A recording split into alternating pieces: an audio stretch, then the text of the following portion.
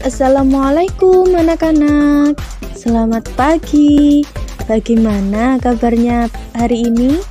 Semoga selalu sehat, tetap semangat, dan selalu dalam lindungan Allah Subhanahu wa Ta'ala.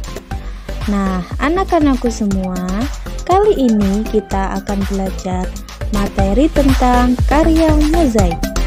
Materi tema 1, subtema 4 bersama Ustazah Dinda. Nah, siapa di sini yang pernah membuat karya mozaik atau membuat kolase atau membuat montase? Apa perbedaan kolase, mozaik, dan montase? Nah, kira-kira ada yang tahu nggak ya bedanya apa itu mozaik, kolase, dan montase? Pada bab kali ini kita akan khusus mempelajari tentang karya mozaik. Ada yang tahu apa itu mozaik? Yuk kita simak materinya sama-sama ya.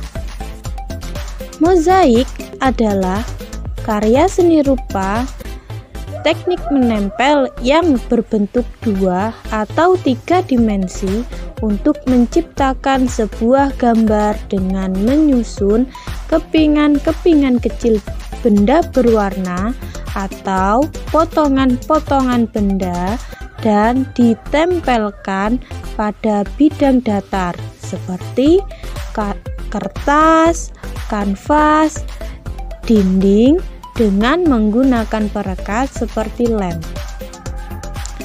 Nah, kepingan-kepingan kecil yang dapat digunakan untuk menyusun mozaik dapat berupa kepingan pecahan keramik, potongan kaca, potongan daun kering, potongan kertas, potongan kayu, biji-bijian, cangkang telur, kancing, dan lain sebagainya.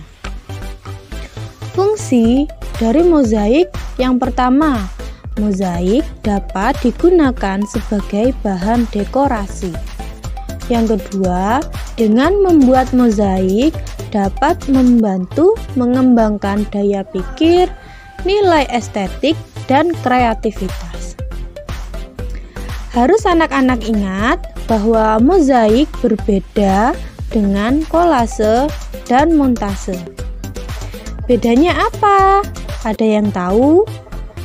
Jadi, ciri khas dari mozaik adalah dalam sebuah karya seni mozaik, satu tema gambar mozaik hanya menggunakan satu jenis material atau satu jenis bahan saja. Misalnya, jika anak-anak ingin membuat karya mozaik dengan biji beras, maka dalam satu tema gambar tersebut harus menggunakan biji beras semuanya ya. Yang boleh berbeda hanya warnanya saja. Nah, berikutnya Ustazah akan jelaskan alat dan bahan untuk membuat karya mozaik. Alat dan bahan yang dibutuhkan yaitu yang pertama, bidang datar. Contohnya, bisa kertas, bisa kanvas, dan yang kedua kepingan atau potongan benda. Contohnya kepingan kertas, biji-bijian, dan lain sebagainya. Dan yang ketiga alat perekat atau lem. Nah, berikut contoh dari karya mozaik. Yang pertama, karya mozaik dari cangkang telur. Yang kedua, karya mozaik dari daun.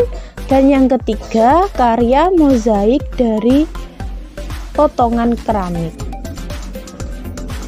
Kesimpulannya, karya mozaik hanya menggunakan satu jenis bahan atau material ya. Jadi, apabila anak-anak ingin membuat sebuah karya mozaik dengan biji-bijian, maka semua material yang digunakan harus sama ya. Karena kalau dicampur dengan bahan yang berbeda, maka itu bukan dinamakan mozaik.